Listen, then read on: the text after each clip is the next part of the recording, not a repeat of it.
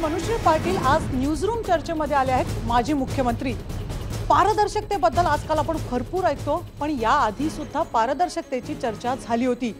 आणि या पारदर्शकते कारभाराबद्दल आणि त्याचबरोबर स्वच्छ प्रतिमेमुळे दिल्लीतून ज्यांना थेट महाराष्ट्रात यावं लागलं असे माजी मुख्यमंत्री पृथ्वीराज चव्हाण आपल्या बरोबर आहेत. तुमचं स्वागत आहे IBN लोकमतमध्ये. नमस्कार. थोडं जाणून घेऊया पृथ्वीराज चव्हाणांबद्दल. दुसरा कुणी काँग्रेसचा नेता मुख्यमंत्री असता सुशीलकुमार शिंदे मागे मुख्यमंत्री होते तेव्हा आपलं सरकार आलं, विलासराव देशमुख मुख्यमंत्री होते तेव्हा सरकार आलं, अशोकराव चव्हाण मुख्यमंत्री होते तेव्हा सरकार आलं. ही बाबा मुख्यमंत्री झालं सरकारच आमचं.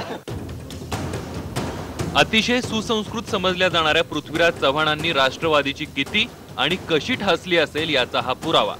काँग्रेस राष्ट्रवादीची सत्ता जाऊन 2.5 वर्ष झाली तरी अजित पवारांची ही जखम अजूनही भळभळतीये. कुणी काहीही म्हणो, पण महाराष्ट्रात आदर्श घोटाळ्यानं काँग्रेस सरकारचे 3-13 झालेले असताना पृथ्वीराज चव्हाणांनी 17वे मुख्यमंत्री म्हणून सूत्र हाती घेतली आणि राज्यातला विस्कटलेला प्रशासकीय गाडा मार्गावर आणला. पण त्यासाठी चव्हाणांनी बाबू लोकांना झुकतं माप दिलं आणि महिने फायली लटकून ठेवल्या. त्या आरोपाचं काय? पृथ्वीराज चव्हाणांच्या प्रोफाईलवर एक नजर टाकली तर आताचे राजकीय नेते पाहता हे गुणी पोरग इकडं कुठं चुकून तर आलं नाही ना असा संशय यावा. पृथ्वीराज चव्हाण हे बीट्स पिलानीचे विद्यार्थी आहेत. कॅलिफोर्निया विद्यापीठातून त्यांनी मेकॅनिकल इंजिनिअरिंगची पदवी घेतली आहे. राजीव गांधींच्या सांगण्यावरून ते राजकारणात आले आणि तरलेही. नेहरू, शास्त्री आणि इंदिराजींच्या काळात त्यांचे वडील आनंदराव हे खासदार होते. शरद पवारांच्या नंतर पृथ्वीराज कदाचित एकमेव नेते आहेत ज्यांच्या राजकीय जडणघडणीत त्यांच्या आईचा वाटा मोठा आहे. प्रमिलाताईही खासदार राहिल्या. पृथ्वीराज चव्हाणांच्या या जडणघडणीमुळे ते नेते कमी आणि पीएमओचे अधिकारी जास्त वाटतात का? No doubt. आजच्या घडीला पृथ्वी बाबा हा काँग्रेसचा सर्वात शालीन सुसंस्कृत चेहरा आहे. पण हा चेहरा काँग्रेसचे 10 आमदार तरी निवडून आणण्याची ताकद ठेवतो का? ज्या अशोक चव्हाणांना आदर्श घोटाळ्यामुळे घरी जावं लागलं त्या जागी पृथ्वी बाबा मुख्यमंत्री झाले, तेच आता अशोक चव्हाण काँग्रेसचे प्रदेशाध्यक्ष कसे? राणेंसारखे नेते उठता बसता काँग्रेसचे ठासतात, त्याचं काय? दादोजी कोंडदेवांचा पुतळा हलवला त्यावेळेला मुख्यमंत्री म्हणून पृथ्वीराज शांत कसे राहिले? त्यांची शालीनता हीच त्यांची नेतृत्व मर्यादा आहे का? आजच्या न्यूजरूम चर्चेत पृथ्वीराज चव्हाण या सगळ्या प्रश्नांची उत्तरं मोकळेपणाने देतील अशी अपेक्षा करूया. त्यासाठी त्यांनी थोडी मर्यादा सोडली तरीही चालेल. आणि आपण आत्ताच बघितलं दिल्लीच्या पीएमओ ऑफिसची जाण असणारे आणि सध्या महाराष्ट्राच्या राजकारणात बऱ्यापैकी रुळलेले पृथ्वीराज बाबा तुम्हाला सगळ्या प्रश्नांची उत्तरं द्यायची आहेत. माझे सहकारी आपल्याबरोबर आहेच, पण कार्यकारी संपादक महेश म्हात्रे आणि मंदार फणसे सुद्धा आपल्याबरोबर आहेत. सुरुवात करूया मंदार आणि महेश सरांपासून. सुरुवातीलाच म्हणजे निवडणुकीचे पडगम जोराने वाजायला लागलेले आहेत आणि आरोप प्रत्यारोपाच्या फैरी जोरदार सुरू आहेत. पण स्थिती अशी दिसते की जे सत्तेत 2 पक्ष आहेत तेच 2 पक्ष सत्तारूढ आणि विरोधी पक्ष असं चित्र महाराष्ट्राने पाहायला सुरुवात केलेली आहे. काँग्रेस आणि राष्ट्रवादी जे विरोधक म्हणून ओळखले गेले पाहिजे होते खरं तर ते शांत दिसत आहेत किंवा बॅकफुटवर गेलेले दिसत आहेत. याचं काय कारण आहे? जेव्हा इतकी गंभीर स्वरूपाची भांडणं युतीमधल्या 2 घटकांची होतात तेव्हा ती न्यूज बनणं स्वाभाविक आहे. आणि त्यामुळे महाराष्ट्राच्या दुर्दैवानं आज मुंबईसारख्या महापालिकेची निवडणूक आहे. मुंबईचे असंख्य प्रश्न आहेत. गेली 30 वर्ष शिवसेनेची सत्ता असून देखील मुंबईच्या मूलभूत प्रश्नामध्ये काही बदल झालेला नाही. मुख्यमंत्र्यांचं आणि मुंबई महापालिकेचं जे नातं आहे किंवा स्टँडिंग कमिटीचा जो प्रकार आहे त्याची चर्चा आपण आता गेली 30 वर्ष ऐकतोय. कुठेतरी मूलभूत बदल झाले पाहिजेत, त्याबद्दल काही मूलभूत चर्चा झाली पाहिजे, ते होताना दिसत नाही.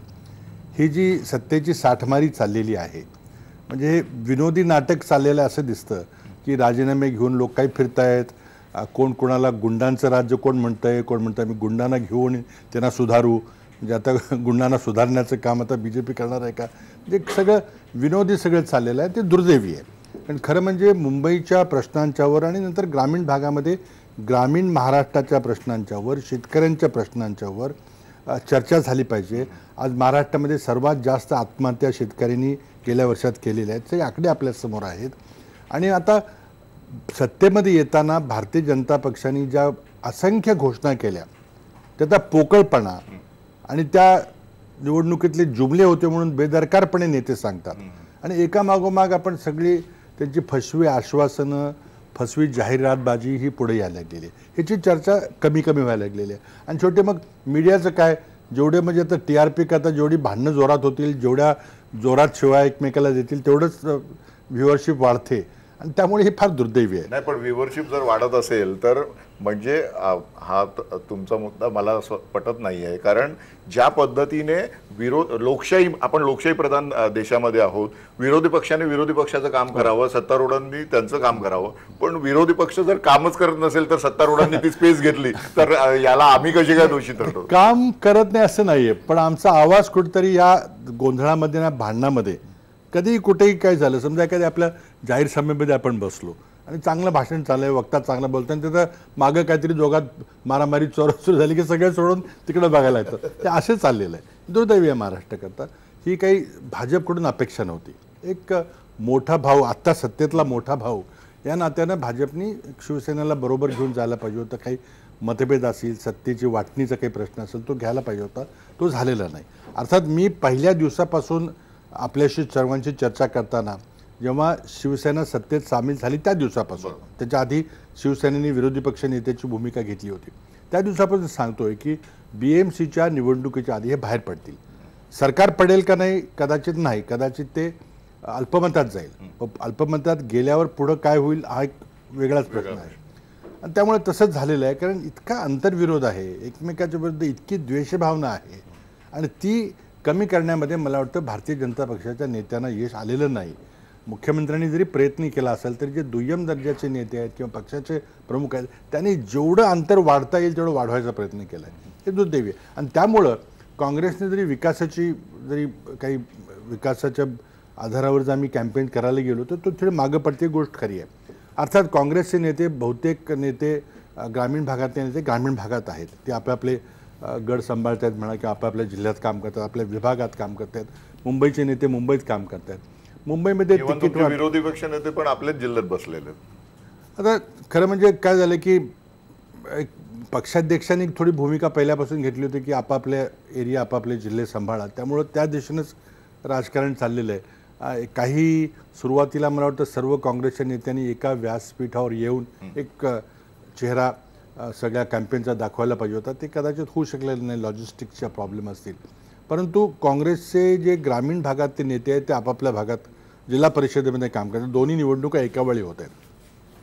मुंबईमध्ये तिकीट वाटपामध्ये थोडासा वाद झालेला आहे आणि त्यामुळे त्याच्यावरच बरंचसं फोकस झालेलं आहे. पण मला वाटतं काँग्रेसची परंपरा राहिली की एकदा तिकीट वाटप संपला, निवडणुकीला लोक लागले की सगळे लोक प्रचारात येतील आणि शेवटच्या टप्प्यात बघाल की निवडणूक वेगानं टेक ऑफ होईल. जो परिचय आपण मगाशी तुमचा बघितला सगळा, त्याच्यामध्ये सगळ्यात पहिली सुरुवात अजितदादांच्यापासून झाली होती. आणि जसं तुम्ही म्हणालात की सत्तेमध्ये आज शिवसेना भाजपचं जे चाललंय थोड्याफार फरकाने राष्ट्रवादी काँग्रेस आणि काँग्रेसचं तसंच चालू होतं. किमान राष्ट्रवादीची तशी अनेक वक्तव्य तोपर्यंत यायची. मूळ मुद्दा असा आहे की पृथ्वीराज चव्हाण हे दिल्लीवरनं ज्यावेळेला आले त्यावेळेला असं काही ब्रीफ घेऊन आले होतं की राष्ट्रवादी काँग्रेसला महाराष्ट्रातनं पूर्णपणे संपवायचं आहे आणि त्यांच्या विरोधात काही गोष्टी करायच्या आहेत, असं होतं की हे ओघाने त्या गोष्टी होत गेल्या? नाही, असं ब्रीफ घेऊन आले हे काही जणांचा किंवा राष्ट्रवादी काँग्रेसच्या नेत्यांचा कदाचित गैरसमज आहे. देश हा मोठा आहे. प्रत्येक राज्यामध्ये अनेक स्थानिक प्रश्न असतात. आता केंद्रीय नेतृत्वाला एका राज्यातल्या एका पक्षाच्याबद्दल फोकस करायला वेळ आहे का, असं बिलकुल काही नव्हतं. फक्त एक होतं की जी परिस्थिती निर्माण झाली होती, जे वातावरण झालं होतं, विशेषतः राज्यकर्त्यांच्याबद्दल, सत्ताधाऱ्यांच्याबद्दल, पॉलिटिकल क्लासच्याबद्दल जे वातावरण झालं होतं ते आपण कुठंतरी बदललं पाहिजे ही भावना होती. नाहीतर खरं म्हणजे मी महाराष्ट्रात पूर्वी काम कधी केलं नव्हतं आणि त्यामुळे जेव्हा जेव्हा मुख्यमंत्री पदाचा विचार होईल तेव्हा माझ्या नावाला कधीच प्राधान्य मिळत नसे. कारण सगळे म्हणायचे नाही त्याला महाराष्ट्राचा अनुभव नाही आहे. पण ही विशेष परिस्थिती निर्माण झाली, त्यामध्ये बाकी सगळं बाजूला ठेवून आणि ही एक रिस्क आपण घेऊ. आणि आपल्याला माहिती असेल की सुरुवातीला पहिल्यांनी लोकांनी पैजा लावले होते की 3 महिने टिकेल का 6 महिने टिकेल. पण मला आत्मविश्वास होता. मला जी मला जबाबदारी पडलेली आहे, मी परिश्रम घेऊन काम करून मी केलेलं आहे. सुरुवातीला मला खूप परिश्रम करावे लागले. कित्येक जिल्ह्यात मी कधी गेलो नव्हतो, वस्तुस्थिती कित्येक तालुक्यात मी गेलो नव्हतो. पण पहिले वर्ष दीड विदर्भात सर्वाधिक फेऱ्या तुमच्याच झाल्या. मग मी स्वरात गेलो आणि मला नंतर मग महाराष्ट्राचे एक बाहेरून थोडासा दृष्टिकोन पाहता आला. मग कदाचित मी राज्यमंत्री 5 वर्ष, मग 5 वर्ष कॅबिनेट मंत्री असं झालो असतो तर बघण्याचा दृष्टिकोन वेगळा झाला असता. त्यामुळे काही निर्णय जे मी घेतले ते धाडसी निर्णय वाटले. उदाहरणार्थ सहकारी बँकेचा निर्णय असेल, माझ्या दृष्टीने तो एक आर्थिक संस्थेमधल्या गैरव्यवहाराबद्दलचा प्रश्न होता, तो काही राजकीय निर्णय नव्हता. पण त्यामुळे मग चर्चा अशी झाली की काहीतरी मॅन्डेट घेऊन आलो मी, काही ब्रीफ घेऊन आलो, काय याचं बिलकुल नव्हतं. म्हणजे धोरण लपवाचं जे पवार साहेब म्हणाले किंवा त्या पद्धतीनं अजितदादांची तुमच्या विरोधातली भूमिका होती, म्हणजे कुठेतरी पवार कुटुंबीय आणि तुमचं काही असा कडवटपणा आहे किंवा एक प्रकारची जुनी काहीतरी एक तेढ आहे, असं काही आहे का? असं काही नाही.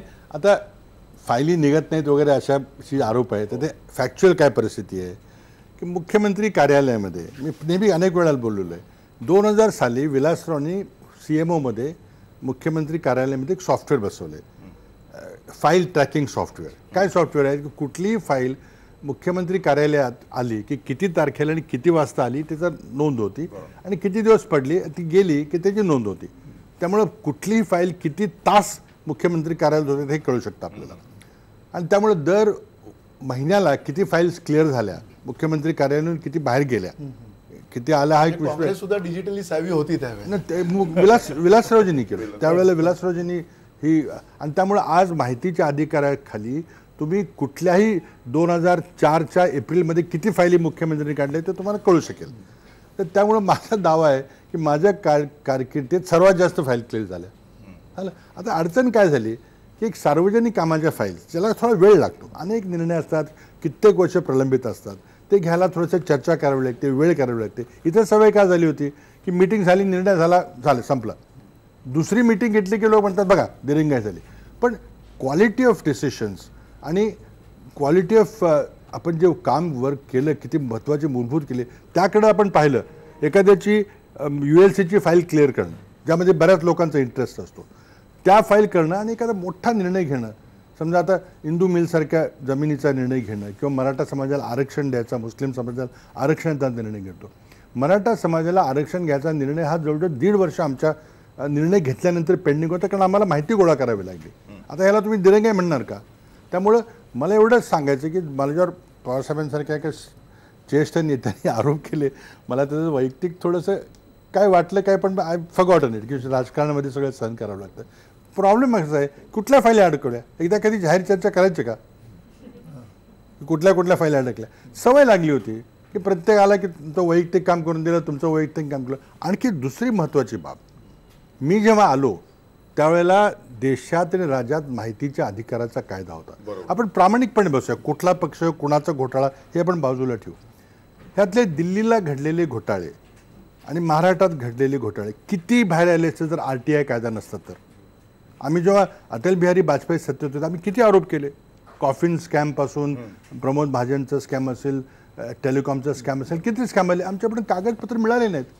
आता सगळे कागदपत्र उघड आहेत. आपल्याला मला सांगा, महाराष्ट्रातल्या ज्या घटना घडल्या RTIचा कायदा नसता तर त्या घटना बाहेर आल्या असत्या का? आणि त्यामुळं एक क्वालिटेटिव्ह डिफरन्स झाला. मी जेव्हा मुख्यमंत्री झालो एका विशिष्ट वातावरणात आपण बोलला त्यावेळेला अखिल भारतीय काँग्रेस कमिटीने एक महाधिवेशन घेतलं बुराडी नावाच्या ठिकाणी. बुराडी अधिवेशन म्हणजे प्रसिद्ध आहे. त्यातले तुम्ही ठराव काढून बघा, अगदी आवर्जून त्या ठिकाणी असे ठराव मांडले की मुख्यमंत्र्यांनी आपले सर्व स्वेच्छा अधिकार देऊन टाकायचे, परत करायचे, डिस्क्रिप्शन वापरायचे नाही, की ज्या डिस्क्रिप्शनमुळं असे काही जमीन वाटपाचे घोटाळे झाले, काय झाले. मी माझ्या कारकिर्दीमध्ये एकही फ्लॅट कोणाला दिला नाही. पत्रकार बरेच नाराज झाले, काय राजकीय कार्यकर्ते नाराज झाले, बघा मागच्या मुख्यमंत्र्यांनी किती फ्लॅट वाटले, तुम्ही वाटले नाहीत. कारण त्यामध्ये आम्ही नियम केले, त्याकरता कोर्टाने त्यामध्ये हस्तक्षेप केला होता. कित्येक वेळेला आपल्याला कळलं असेल की या स्वेच्छाधिकारामधून एका माणसाने 2-2 फ्लॅट घेतले होते. म्हणजे काही मोठी माणसं आहेत त्यांनी 2 घेतले होते. काय चालतंय, प्रत्येक घेतोय, आपण घेतलं तर काय बिघडलं, अशा वातावरण झालं. त्यामध्ये कोर्टाने त्यामध्ये ॲक्शन भेटला. तर त्यामुळे मला त्याबद्दल काय म्हणायचं नाही. मला एवढंच म्हणायचं की माझ्या कारकिर्दीत जे सार्वजनिक निर्णय झाले त्याचा दर्जा बघा, त्याची आकडेवारी बघा. आम्ही दुष्काळाला कसं हाताळलं, आम्ही दुष्काळाकरता जे साखळी बंधाऱ्याची कल्पना राबवली, जी आज मुख्यमंत्र्यांनी पुढे नेलेली आहे आणि त्याला जलयुक्त शिवार नाव दिलेलं आहे, ती योजना आहे. त्यामध्ये किती यश आलं, किती मूलभूत परिवर्तन आमच्या सरकारने केलं होतं. आम्ही जाहिरातबाजीमध्ये कमी पडलो. आम्ही इंडस्ट्रियल गुंतवणूक किती केली. आता मिहानसारख्या नागपूरच्या प्रोजेक्टचं पहा, मुख्यमंत्री इतकं नागपूर म्हणतात, मिहानमध्ये किती नवे प्रोजेक्ट आणलेत. माझ्या कारकीर्दीत तुम्ही मगाशी उल्लेख केला की माझ्या सर्वात जास्त विदर्भामध्ये फेऱ्या झाल्या. तर आता या मुख्यमंत्र्यांच्या इतक्या नाही, कारण ते दर शनिवारावर जातात, पण तो एक बाहेरचा मुख्यमंत्री जास्त होतो. कारण मला माहिती आहे विदर्भ हा मागासलेला आहे, त्याला त्याचा विकास करायला तिथं इंडस्ट्रियलायझेशन झालं पाहिजे. आज सगळे विदर्भाच्या 11 जिल्ह्याचा विचार केला तर खूपच उत्पन्न कमी होतं. वेगळ्या विदर्भाची कल्पना मांडली जाते, पण ते व्यावहारिक ठरेल का आर्थिकदृष्ट्या? आणि ह्या गोष्टी मला जेव्हा लक्षात आल्या तेव्हा मी मियानसारखा प्रोजेक्ट पुढे नेला. अमरावती अकोला विमानतळाची हे म्हणून मी प्रयत्न केला, मी तर अपयशी ठरलो. कारण तिथं काशीत दफ्तर दिरंगे असं झालं की अजूनही अकोला आणि अमरावती विमानतळे मोठं विमानतळ ह्या मुख्यमंत्र्यांच्या हातूनही झालं नाही. म्हणजे माझी तर जाहीर विनंती आहे की सगळं काम सोडून आधी विदर्भाकरता काम करायचं असेल तर ते मोठे विमानतळ करा. पृथ्वीराजजी, तुम्ही धाडसी निर्णय खरं तर घेतले, पण ज्या वेळेला तुम्ही दिल्लीत होतात तेव्हा पृथ्वीराजजी म्हणून सगळ्यांच्या परिचयाचे होतात. मुंबईमध्ये आल्यावर पृथ्वी बाबा म्हणून तुम्हाला सगळेजण हाक मारायला लागले. तर खऱ्या अर्थानं तुम्ही महाराष्ट्राचे बाबा झाले असं तुम्हाला वाटतंय का? कारण बाबामध्ये एक वेगळी आपुलकी असते, ती तुम्हाला महाराष्ट्राकडनं मिळाली असं तुम्हाला तुमचं मत काय आहे? असं आहे की बाबा हे माझं घरचं टोपण नाव होतं आणि ते बहुतेक दिल्लीला कुणाला माहिती नव्हतं, तिकडे वापरलं जात नव्हतं. इथं थोडंसं कराडून ते सुरू झालं पुन्हा, आणि ते मला गावच्या लोकांनी ते चिटकवलं नाव. परंतु दिल्लीमध्ये काम करणं आणि मुंबईमध्ये काम करणं अगदी दोन्ही वेगळ्या प्रकारची, त्यामध्ये कामाच्या दर्जामध्ये फरक आहे. मुख्यमंत्री कार्यालय हे मला वाटतं देशातलं एक सर्वात मोठं राजकीय ऑफिस आहे. दिल्लीतले कॅबिनेट मंत्री जर काही थोडे सोडले त्याच्यापेक्षाही महत्त्वाचं राज्य आहे. आणि शेवटी महाराष्ट्राची लोकसंख्या ही जगातल्या 13-14 देशांच्या फक्त देशांची तुलना होऊ शकते. आपल्यापेक्षा फक्त 13-14 देशात लोकसंख्येने मोठी आहेत. म्हणजे आता या मोठ्या देशासारखं आपलं हे राज्य आहे, इतकी विविधता आहे त्यामध्ये. आणि त्यामुळं त्या राज्याचा प्रमुख होणं हे मला वाटतं माझ्या राजकारणातला सर्वोच्च बिंदू होता, त्यात काही शंकाच नाही आहे. दिल्लीची काम करण्याची पद्धत तिथली सगळं वेगळंच होतं. आणि डॉक्टर मनमोहन सिंग यांच्या हाताखाली काम करण्याची संधी, पंतप्रधान कार्यालयाचं काम म्हणजे आंतरराज्य वाद, मंत्रालयातले वाद, किंवा एखादा मोठा प्रोजेक्ट असेल तर 4-5 मंत्रालयांचा जेव्हा समन्वय होतो, तो समन्वय करताना येणाऱ्या अडचणी, अशा प्रकारचं काम असतं. आंतरराष्ट्रीय जबाबदाऱ्या काय असतात पंतप्रधानांच्या वेळी, हे वेगळ्या पद्धतीचं काम होतं. थोडं इंटेलेक्च्युअल काम तिथं असतं, धोरणात्मक जास्त परिस्थिती येते. इथलं काम एक्झिक्युटिव्ह जास्त आहे. ताबडतोब तडकाफडकी फाईल केली की झाला, मोठा निर्णय होऊन गेला. पण मला वाटतं मी जे काही निर्णय घेतले, आता मला एक 3.25 वर्ष मिळाले, त्यातले 6 महिने शेवटच्या निवडणुकांत गेले. तर जो वेळ मिळाला त्यामध्ये मला वाटतं मी भरपूर कामं केली. आणि विशेषतः मी इथलं work culture, political work culture नवीन होतं. कारण दिल्लीचं कल्चर इथल्यामध्ये खूप फरक आहे. उलट राज्यसभा, लोकसभा आणि विधानसभा, विधान परिषदेमध्ये खूप फरक आहे. ते सगळं समजावून घेणं, पण त्या मला एकदा सुरू झाल्यानंतर मग काही अडचण झाली नाही. आणि त्यामुळे जरी कुणी आरोप केले तरी मला एवढंच नम्रपणे सांगायचं आहे की वैयक्तिक लाभाची कामं, एखाद्या, आता जास्त बोलणं योग्य नाही आहे जाहीरपणे, पण करणं, त्यापेक्षा सार्वजनिक कामामध्ये मी निश्चितच लक्ष घातलं. आणि त्यामुळे माझ्या सार्वजनिक कामाची पण तुलना करू. पण एकूण म्हणजे आत्ताची जी काँग्रेसची एक विखुरलेली परिस्थिती आहे, आणि या सगळ्या परिस्थितीमध्ये काँग्रेसमध्ये एक समन्वय, म्हणजे त्यावेळेला आठवतंय की तुम्ही सोनिया गांधी आणि मनमोहनजींच्या मधला एक सगळ्यात मोठा दुवा म्हणून तुम्ही काम केलेलं आहे. इतकी जर का परस्पर भिन्न प्रकृती आणि प्रवृत्ती असलेल्या व्यक्तींना तुम्ही जर सांभाळू शकत होता तर तुम्ही काँग्रेस सांभाळू शकत आहे. सांभाळलं नाही त्या अर्थाने ते कम्युनिकेशन किंवा तो संवाद जो आहे तो तुम्ही तिकडे आज अधिक जास्ती चांगला करू शकाल. कारण आता इथे तुमच्यावरती मोठी जबाबदारी नाही, राज्यात परत नवीन केंद्रात जबाबदारी वगैरे काही घेणार. असं आहे की आज मी आमदार म्हणून काम करतोय, आणि कराडच्या लोकांनी मला 1991ला जेव्हा मी लोकसभेला उभं राहतोय तेव्हा अगदी अपरिचित होतो, काही माहीत नव्हतं. फक्त माझ्या आईवडिलांचा परिचय होता, तरी लोकांनी माझ्यावर विश्वास टाकला. आणि मी दिल्लीला गेल्यानंतर माझा खरं म्हणजे कराडशी संबंधच तुटला. नंतर मी पुढे राज्यसभेत गेलो, मंत्री झालो. आणि त्यामुळे मला ही एका दृष्टीने संधी मिळाली मला पुन्हा माझ्या लोकांची पुन्हा कनेक्ट व्हायची. अर्थात पिढी बदलली, त्यामुळं माझे जे कार्यकर्ते होते त्यांचे मुलं, त्यांचे नातवं पुढे आली. पण एक I am enjoying that connect again. पण कुठंच ज्याला जी जबाबदारी दिली ती मी नेहमीच केलेली आहे. कुठे कधी मी त्याबद्दल पक्षाने जी जबाबदारी दिली आहे, माझ्यापुढं आज सर्वात मोठा धोका जो वाटतो की आज जे देशाचं आपण राजकारण पाहिलं तर एक भारतीय जनता पक्षासारख्या जातीवादी पक्षाच्या हातात सत्ता गेलेली आहे. मोदीसारख्या प्रवृत्तीच्या माणसाच्या हातात पंतप्रधान पद आहे. आणि ठीक आहे, लोकशाही पद्धतीने जे निवडून आले त्याबद्दल कोणाला काही म्हणायचं नाही. पण ज्या पद्धतीनं आता देशातलं राज्य चालेल, ज्या पद्धतीनं भारतीय जनता पक्ष महाराष्ट्रात आपली पाळंमुळं पसरवायचा प्रयत्न करतोय. सहकारी चळवळीमध्ये चौकशाच्या धमक्या देणं, ब्लॅकमेल करणं किंवा आमिष दाखवणं, पदाची गाजरं दाखवणं, ही जे चालून येणं केनं प्रकरण पक्ष वाढवा. आता ती गुंडांची भरती वगैरे ही चर्चा आपण ऐकली. मला विनोद वाटला एका मंत्र्यांचं स्टेटमेंट ऐकून की आम्ही गुंडांना घेतो पण आम्ही सुधारू म्हणून. हे असं जर आपण करणार असो तर यामध्ये काय झालं की कसल्याही प्रकारे मोदी आज जे बोलले, म्हणजे मला फार दुःख झालं की पंतप्रधानांसारख्या व्यक्तीने आज एका ठिकाणी वक्तव्य मी वाचलं मराठी कुठल्या तरी वर्तमानपत्रामध्ये की ते म्हटलेत की मी माझ्याकडे सगळ्यांची जंत्री आहे, आणि हेच मुख्यमंत्री बोलले होते. म्हणजे आता ठीक आहे, मोदी काही कायदे तज्ज्ञ नाहीत वगैरे, पण मुख्यमंत्री तरी त्यांना कायदा माहिती आहे. आज एखादा गुन्हा घडला, तो भ्रष्टाचाराचा गुन्हा घडला, कुठल्याही थोर व्यक्तीकडून घडला असला तर तुमचं कायदा काय म्हणतो, त्याच्यावर शिक्षा करा. म्हणजे तुम्ही जर तर करणार का, तुम्ही माझ्याशी राहायला, माझ्या विरुद्ध काही बोलला नाही तर मी शांत बसेन, नाहीतर तुमची जंत्री बाहेर पाडत. हे लोकशाहीला घातक आहे. याचा अर्थ आपण कळला पाहिजे. उलट माझं तर अपील आहे सगळ्या लिगल फ्रेटर्निटीला, विधी तज्ज्ञांना, की तुम्ही आपल्याला काहीतरी रिॲक्ट केलं पाहिजे. अशा प्रकारे आपण सरकार चालवणार आहोत का? म्हणजे या प्रकारच्या सरकारमध्ये आणि स्टॅलिनच्या युगामध्ये आणि हिटलरच्या युगामध्ये काय फरक आहे? आणि त्यामुळे मला सर्वात मोठा धोका वाटतो की या लोकांना थांबवलं पाहिजे.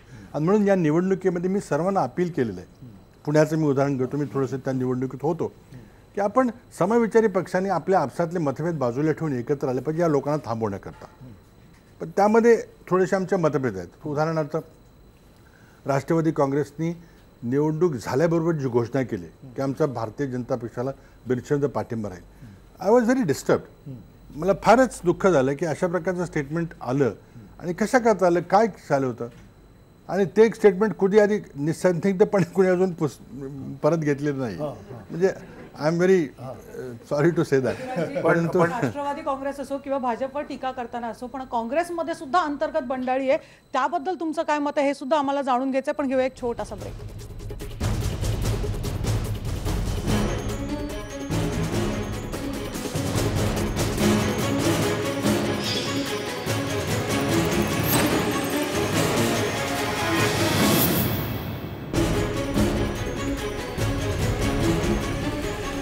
न्यूजरूम चर्चामध्ये आज आपण चर्चा करतो आहोत माजी मुख्यमंत्री आणि काँग्रेसचे नेते पृथ्वीराज चव्हाण यांच्याबरोबर. आमच्या सहकार्यानं खूप सारे प्रश्न आहेत. शिल्पा आपल्याबरोबर आहे. शिल्पा, बाबा 2 प्रश्न विचारायचे आहेत. एक तर मुंबईत आघाडी का होऊ शकली नाही, आणि दुसरा मुद्दा असा की मोदी सरकार आल्यापासून अनेक वादग्रस्त निर्णय घेतले गेले, म्हणजे बीफ बॅन पासून ते आत्ताच्या नोटबंदीपर्यंत. पण असं कुठेच दिसलं नाही की काँग्रेस एक प्रबळ विरोधी पक्ष म्हणून समोर आलेला आहे.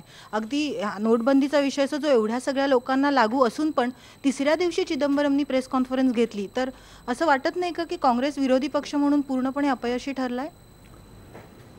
शेवटी असं आहे की काँग्रेसची संख्या इतकी कमी झालेली आहे की म्हणजे पूर्वी कधीच आम्ही सत्तेत होतो अनेक वेळेला, पण विरोधात जरी बसलो तरी इतकी संख्या कमी झाली नव्हती. त्यामुळे एक प्रश्न आहे की संख्या फार कमी आहे. त्यामुळे विधिमंडळामध्ये किंवा संसदेमध्ये ज्या प्रभावीपणे मांडलं गेलं पाहिजे त्याला संख्या थोडी कमी पडते. तरी पण आमचं काम त्या ठिकाणी संख्येच्या प्रमाणे चाललेलं आहे. मोदींनी काँग्रेसमुक्त भारताची घोषणा निवडणुकीच्या आधी केलेली होती. तर ठीक आहे, मोदींची 2014ची निवडणूक एक वेगळाच प्रकार आपल्या देशात झाला, त्यावर विश्लेषण होत राहील, इतिहासकार त्यात भाष्य करतील. परंतु निश्चितच 14च्या निवडणुकी आम्हाला निवडणुकीच्या नवीन तंत्राचा वापर आमच्या दृष्टीने नवीन होता. मार्केटिंग टेक्निक, सोशल मीडिया आणि हिंदी भाषेचा प्रभावी वापर, यामध्ये ज्या घडायच्या गोष्टी घडल्या त्यामध्ये मी जात नाही. परंतु आत्ता जे निर्णय झाले त्यामध्ये विधिमंडळामध्ये किंवा संसदेमध्ये आम्ही चर्चा केली. सत्ताधारी पक्षामुळे संसद बंद पाडायचा प्रयत्न झाला, चर्चेला योग्य उत्तर मिळालं नाही. बऱ्याच वेळेला जे भ्रष्टाचाराची प्रकरणं पुढं आली ती आम्ही शेवटपर्यंत टोकापर्यंत नेऊ शकलो नाही. खरं म्हणजे एका ठराविक लिमिटनंतर ती कोर्टातच जायला पाहिजे होतं. कारण काय, शेवटी मुख्यमंत्र्यांनी जर उडवून लावलं की नाही काहीच घडलं नाही, तर मग त्याला कुठेतरी कोर्टात गेल्याशिवाय पर्याय नाही. त्यामध्ये आम्ही कुठेतरी कमी पडलो असं वाटतं. परंतु मला वाटतं की सुरुवातीला वर्षभर मी तरी स्वतः मुख्यमंत्र्यांना पूर्ण वेळ दिला की ते नवीन माणसं आहेत, कोणालाही अनुभव नाही आहे. त्यामुळे महाराष्ट्राचं शेवटी कोणी सरकार असतं ते त्यांनी भलं करण्याकरता प्रयत्न केले पाहिजेत. 5-6 महिने आम्ही काही टीका केली नाही, शांत होतो. मी स्वतः काही केली नाही. पण नंतर असे एक निर्णय पुढे यायला लागले. दुष्काळाची परिस्थिती हाताळण्यामध्ये अपयश आलं आणि एक लक्षात आलं की हे फक्त घोषणाबाजीवर चाललेलं सरकार आहे. मग मोदी असोत किंवा इथलं सरकार असो, प्रचंड मोठ्या प्रमाणात जाहिरातबाजी करणं आणि सबस्टन्स न असणं आणि ते फॉलो थ्रू करून शेवटपर्यंत निकाल लावणं हे यामध्ये सरकारला अपयश येत आहे आणि ते आता प्रकर्षानं जाणवायला लागलेलं आहे. आणि त्यामुळं मग एक एक मुद्दा घेऊन भ्रष्टाचाराचे प्रकरणं शेवटपर्यंत तडीस न्यायचा आम्ही प्रयत्न केला. थोडंसं त्यामध्ये आम्ही कदाचित कमी पडलो असेल, पण काँग्रेसची मानसिकता ही तोडफोड करण्याची नाही आहे. रस्त्यावर जाऊन कुठं टोल तोडा, कुठं ऑफिस तोडा, कार्यालय तोडा, ही आमची स्टाईल नाही आहे.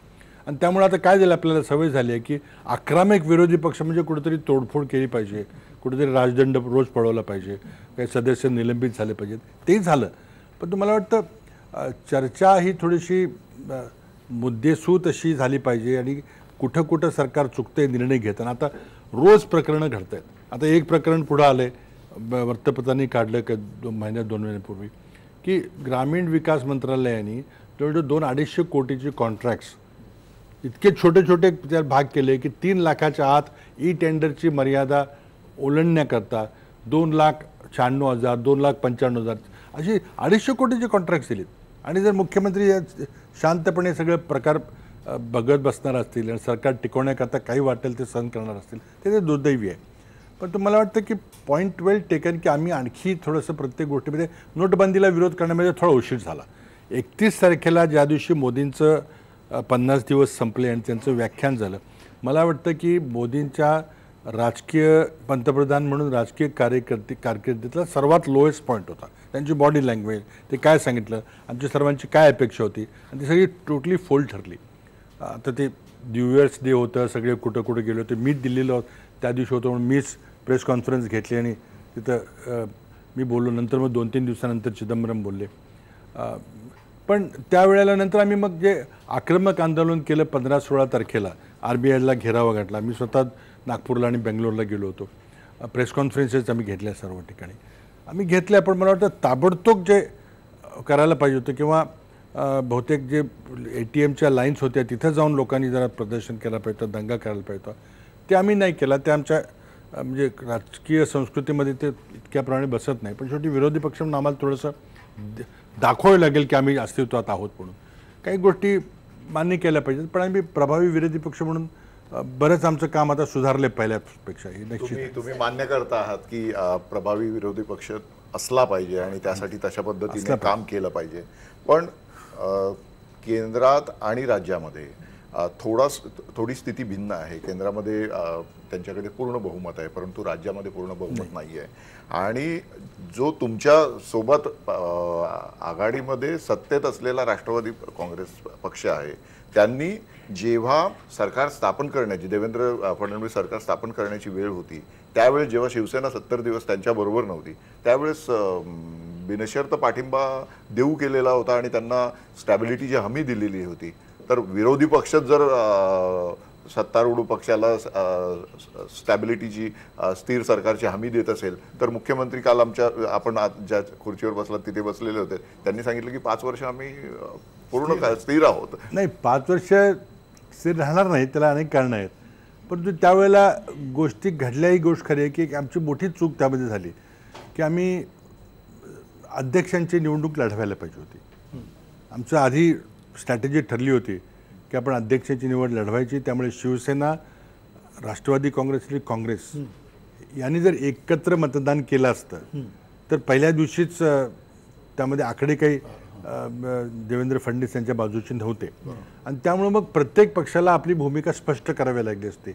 आणि जे वक्तव्य राष्ट्रवादी काँग्रेसकडून झालं होतं सुरुवातीला, ते तिथं खरं करून दाखवायची पाळी आली. ते जर मतदान झालं असतं तर, कारण ती रिस्क भारतीय जनता पक्ष घेऊ शकलं नसतं की काय होईल, कोण कुठं जाईल, म्हणून ते शेवटी उघड झालं असतं, पण ते टाळलं गेलं.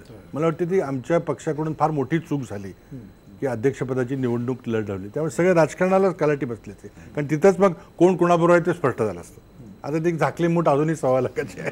पण एक या बाबतीमध्ये बऱ्याचदा म्हटलं जातं, जसं राष्ट्रवादी काँग्रेस अनेकदा म्हणते की आम्ही मुख्यमंत्रीपद त्यावेळेला घेतलं असतं तर आमच्या पक्षाची परिस्थिती वेगळी झाली असती. तुम्ही हे सगळा कारभार बघितलेला आहे. तुम्हाला असं वाटतं का की होम मिनिस्ट्रीसुद्धा काँग्रेसने किंवा काही असे पोर्टफोलिओज आहेत जे काँग्रेसकडे नव्हते, केवळ एक मुख्यमंत्रीपद होतं, त्यामुळे कुठेतरी तुमच्या त्या सगळ्या कारभारामध्ये अडचणी आल्या? बाकी पोर्टफोलिओ खूप त्यामध्ये चर्चा झालेली आहे महाराष्ट्रामध्ये, कोणाकडे किती पोर्टफोलिओ होते काय होते. माझ्या 4.5 वर्षाच्या अनुभवानंतर मी अगदी स्पष्टपणे सांगू इच्छितो की फक्त गृहमंत्रीपद जर काँग्रेसकडे असतं, विलासरावजींनी घेतलं असतं, तर महाराष्ट्रात राजकारणच बदललं असतं. मी अनेक वेळेला मी स्वतः जम्मू काश्मीरचा प्रभारी होतो आणि मी जम्मू काश्मीरचं मागचं सरकार, उमर अब्दुलचं सरकार माझ्या त्या ठिकाणी प्रभारी असताना स्थापन झालेलं आहे. मी उमर अब्दुल्लांशी चर्चा केली, त्यांना महाराष्ट्राचा अनुभव माझ्या लक्षात होता. त्यांना सांगितलं की तुम्ही गृह खाते आणि अर्थ खात्यापैकी एक मला द्या, कसल्या पद्धतीने. म्हटले सवालही निवडता, बिलकुल नाही, आम्ही दोन्ही घेणार. आणि खूप भांडणं झाली, आता सरकार होणार नाही इतकं वाद झाले. मग म्हटलं ठीक आहे, मी न्यायालयाने म्हटलं ठीक आहे, तुम्ही गृहमंत्रीपद आणि अर्थमंत्रीपद घ्या. म्हटलं राज्यमंत्री दोन्ही आमचे. म्हटले बिलकुल नाही. त्यामुळे ते सरकार करताना त्यांनी राज्यमंत्रीपद आम्हाला दिलं नाही. हे जम्मू काश्मीरचं माझं स्वतःच उदाहरण सांगतोय मी. मला असं वाटतं की फक्त आणि त्यामुळं देवेंद्रजी फडणवीस यांनी स्वतःकडे गृहमंत्रीपद ठेवलं हे अगदी योग्य आहे. आता आम्ही टीका करताना सांगू की तुम्हाला जमत नाही, वेळ मिळत नाही, ते ठीक आहे, पण त्यांच्या स्थैर्या करता हे महत्त्वाचं. एकदा ते स्टेबल झालं की दिग्विजय सिंगांचं उदाहरण मला आपल्याला सांगतो मी. दुसऱ्या टर्ममध्ये किंवा मला वाटतं पहिल्या टर्ममध्ये त्यांच्याकडे एकही खातं नव्हतं, एकही खातं नव्हतं, फक्त GAD ते मुख्यमंत्र्यांकडे असतं. गरज नव्हती, कारण ते इतके स्वतःच्या ताकदीवर निवडून आलेले मुख्यमंत्री, तर त्यांना कोणाची गरज नव्हती. पण या परिस्थितीमध्ये मुख्यमंत्री कोण होईल भाजपचा याबद्दलच अनेक चर्चा होत्या. कदाचित नागपूरचं आणखी कोणीतरी होतं का काय ही चर्चा होती. आणि त्यामुळं आता अशी चर्चा आहे की मुख्यमंत्र्यांच्या बरोबर किती मंत्री त्यांच्या बरोबर आहेत, किती त्यांच्या विरोधात. अशा वातावरणामध्ये मुख्यमंत्र्यांनी गृहमंत्रीपद ठेवणं गरजेचं होतं आणि ते ठेवलं आहे, ते योग्य केलं आहे. पण त्यांना आता मला वाटतं उद्धव ठाकरे टीका करतात की त्यांना नगरविकास खात्याला वेळ देता येत नाही वगैरे. ही गोष्ट खरी आहे, म्हणजे त्यांना ते जे मूलभूत फरक केले पाहिजेत. मला वाटतं की महाराष्ट्रात पुढे मुंबईचे विशेषतः नगरविकास खाते अत्यंत महत्त्वाचं खातं आहे. की आज जे वाढतं नागरीकरण आहे, फक्त मुंबईचंच नव्हे, पुण्याचं असेल, ठाण्याचं असेल, किंवा आमच्या त्या नगरपालिका वाढत आहेत, तिथं फार गंभीर प्रश्न निर्माण झाले. तिथं नागरी प्रशासन हे महाराष्ट्रातलं पहिल्या 2 पैकी एक सर्वात मोठं आव्हान आहे, पाणी आणि नागरी प्रशासन. सर, यालाच जोडून प्रश्न आहे, नगरविकास खात्याचा म्हणूनच तुम्हाला विचारायचं आहे की काल मुख्यमंत्री इथे आले होते, त्यांनी सांगितलं की मी गेल्या 2-2.5 वर्षामध्ये इतक्या सगळ्या परवानगी आणल्यात, म्हणजे वाहतुकीचे सगळे प्रकल्प असतील किंवा बाकीच्या सगळ्या परवानगी आणल्या. त्या परवानग्या खरं कोणी आणल्यात? कारण तुम्ही त्याच्या आधी मुख्यमंत्री होतात. आता जर त्यांच्या वेळेला जर इतक्या लवकर कामं सुरू होऊ शकली आहेत, तर तुम्ही अपयशी ठरला होतात का, की त्याच्यामध्ये कोणाची काही वैयक्तिक कारणं होती म्हणून तुम्ही त्यांना रोखून धरलं, ज्याच्यामुळे मुंबई आज इतकी रखडली आहे की इथे वाहतुकीच्या खूप मोठ्या समस्या निर्माण झाल्यात? मला वाटतं अतिशय चुकीचं आहे की या सरकारच्या काळामध्ये वाहतुकीचे प्रकल्प पूर्ण झालेत. उलट प्रकल्प माझ्या काळात पूर्ण झालेले आहेत. आता उदाहरण आपण घ्या, मुंबईला ईस्ट वेस्ट कनेक्टिव्हिटी करता आम्ही जे 2-3 रस्ते महत्त्वाचे केले, तो ईस्टर्न फ्रीवे केला. मला वाटतं इतकं क्रांतिकारक ते काम झालेलं आहे, कोणी बोलत नाही, पण तुम्ही त्या रस्त्यावरून जाणाऱ्या प्रत्येकाला विचारा की किती क्वालिटेटिव्ह डिफरन्स आला आहे. मेट्रो आम्ही सुरू केली, आता माझ्या आधी त्याचं भूमिपूजन झालं होतं, पण आमच्या काळात सुरू झाली. मोनोरेल फार यशस्वी ठरली नाही, पण आम्ही मोनोरेल सुरू केली. आत्ता जी मेट्रो चालेल त्याचं भूमिपूजन मी केलं होतं. व्यंकय्या नायडू आले होते त्यावेळेला, भाजपचं सरकार होतं, पण मी माझ्या काळात ते भूमिपूजन केलं होतं. त्या परवानग्या कोणी आणल्या? कोस्टल रोड जो मला वाटतं मुंबईकरता अत्यंत महत्त्वाचा प्रोजेक्ट आहे, त्याची कल्पना कोणी केली, त्याचा प्रोजेक्ट रिपोर्ट कोणी केला? आम्ही सर्व प्रोजेक्ट आम्ही करून दिल्लीला पाठवलं होतं. त्याला आम्हाला संपूर्ण परवानग्या मिळाल्या नाहीत, ही गोष्ट खरी आहे. आज या सरकारला मिळाल्यात का? 2.5-3 वर्ष झाली, त्यांना तरी मिळाल्यात का परवानग्या? आज बाकी कशाला? इंदू मिलची संकल्पना आमची. मी स्वतः पंतप्रधानांच्याकडे गेलो, मी त्यामध्ये पक्षाचं काही अभिनिवेश आणला नाही, सर्वपक्षीय शिष्टमंडळ घेऊन गेलो. पंतप्रधानांनी ताबडतोब मंजुरी दिली, पण मंजुरी दिली तरी पुढची कारवाई करायला बराच वेळ लागतो. माझ्या स्वतःच्या 4-5 मीटिंग झाल्या की नॅशनल टेक्स्टाईल बिलकडे ती जमीन होती, ती वादात होती, कारण तिथं ती आजारी कंपनी आहे, त्यामुळे जमीन हस्तांतरण करण्याला अडचण असते. मी सगळे प्रकल्प केले. शेवटी आम्ही काय केलं की पार्लमेंटचा कायदा केला, म्हणजे प्रस्तावित केला की इंदू मिलची जमीन सरकार, केंद्र सरकार अधिग्रहित करेल. ज्याप्रमाणे मूळच्या कापड गिरण्या सरकारने अधिग्रहित केल्या होत्या, त्याप्रकारे ही फक्त जमीन करण्याकरता अधिग्रहण कायदा आम्ही केला, पण तोपर्यंत निवडणुका लागल्या. या सरकारनं काय केलं, तो कायदा कचऱ्याच्या पेटीत फेकून दिला. आणि अजून तरी झाले का इंदू मिलची जमीन हस्तांतरित? अजून तरी काम सुरू झालंय का? डॉक्टर बाबासाहेब आंबेडकरांचं स्मारक आता पूर्ण होईल अशी परिस्थिती नाही असं म्हणायचं? नाही, पूर्ण होईल, पण तुम्ही इतके दिवस 2.5-3 वर्ष का नाही सुरू झालं काम? तुम्ही जर इतक्या लवकर परवानगी आणत होता. आता 2.5-3 वर्ष झाले डॉक्टर बाबासाहेब आंबेडकरांच्या स्मारकाला म्हणून इतकं आग्रहाने बोलता, पण शिवस्मारकावर तर तुम्ही 2 निवडणुका जिंकल्या. 2004 साली शिवछत्रपतीची कल्पना आमच्या जाहीरनाम्यामध्ये आली. हो ना, पण 2005 काहीच झालं नव्हतं. पाण्याचं पूजन तरी केलं आता मोदी. सांगतो मी, 2005 साली कमिट्या थांबल्या, त्यांनी काही जागा निवडली. मी जेव्हा मुख्यमंत्री पदावर आलो, पहिल्यांदा मी त्या प्रकल्पाचा आढावा घेतला. ती जागा चुकीची असं मला लक्षात आलं. मी माझ्या अध्यक्षतेखाली कमिटी नेमली आणि जयंत पाटील मुंबईचे त्यावेळचे पालकमंत्री होते, त्यांच्या अध्यक्षतेखाली होते. 42 परवानग्या पाहिजे होत्या. नेव्हीची परवानगी, कोस्टगार्डची परवानगी, IBची परवानगी, सगळ्या. त्याकरता आम्ही एक समिती नेमली. IITचे लोक होते, नॅशनल इन्स्टिट्यूट ऑफ ओशनोग्राफी गोव्याचे लोक होते, आपल्या मॅरिटाईम बोर्डचे लोक होते. सगळ्यांना घेऊन कमिट्या नेमल्या. त्यांनी जागा निश्चित केली. आम्ही आता जी जागा त्यांनी भूमिपूजन केली ती आम्ही निश्चित केली आणि अनेक परवानगी आम्ही मिळवल्या. फक्त शेवटची एक परवानगी आमच्या काळात मिळाली नव्हती. कुठली परवानगी? तर आमच्या कोस्टल रेग्युलेशन झोनच्या कायद्याप्रमाणे समुद्रात कुठलंही बांधकाम करायला परवानगी नाही. आणि त्यामुळं इंदू मिल स्मारकाचं आत्ता जे डॉक्टर बाबासाहेब आंबेडकरांचं दादरचं स्मारक आहे त्यामध्ये थोडासा बदल करून पाण्यात तलाशी जागा घ्यायची, ते आम्ही परवानगी आणली होती. कोस्टल रोडची परवानगी, कारण थोडंसं समुद्राचं अधिग्रहण रिक्लेमेशन करायचं होतं, ती आणलेली होती. आणि शिवछत्रपतींचं स्मारक समुद्रात असल्यामुळं त्याची परवानगी नव्हती. ह्या सर्व समुद्रात काही बांधकाम करण्याकरता जे CRZ नियमामध्ये बदल करायचे होते ते प्रस्तावित होते, ते आमच्या काळामध्ये निवडणुकीमध्ये होऊ शकले नाही. पण ते नंतर तेवढाच फक्त नियम जो होता तो आत्ताच्या सरकारने घेतला. बाकी बहुतेक सगळ्या परवानग्या आम्ही घेतल्या होत्या. शेवटी कुठलंही मोठं प्रोजेक्ट असेल तरी त्याला वेळ लागतो आणि त्यावेळेला कित्येक वेळेला सरकार बदलतं आणि त्याचा फायदा मग दुसऱ्या सरकारला मिळतो. त्याबद्दल काही अडचण नाही. पण 2.5-3 वर्षात तुम्ही का नाही केलं? आत्ता का केलं?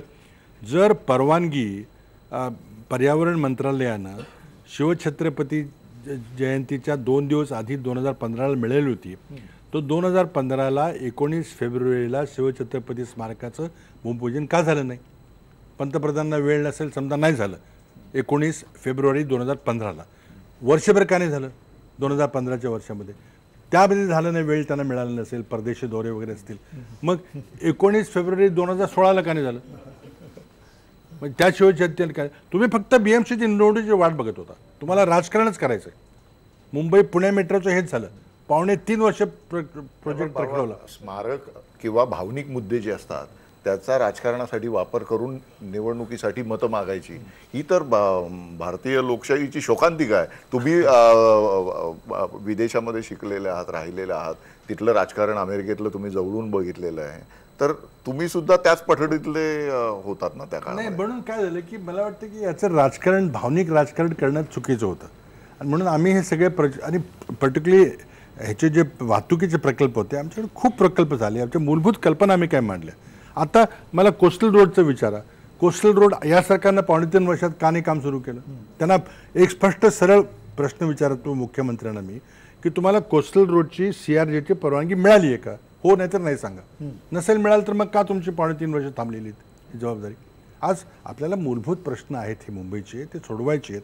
पण नगर विकास खात्यानं एक असं धोरण घेतलेलं दिसतंय की FSI वाढवा आणि जिथं वाहतुकीचा कॉरिडॉर तयार झाला, मेट्रो आली किंवा काय आलं, तर मग FSI किती वाढवलं तरी चालेल.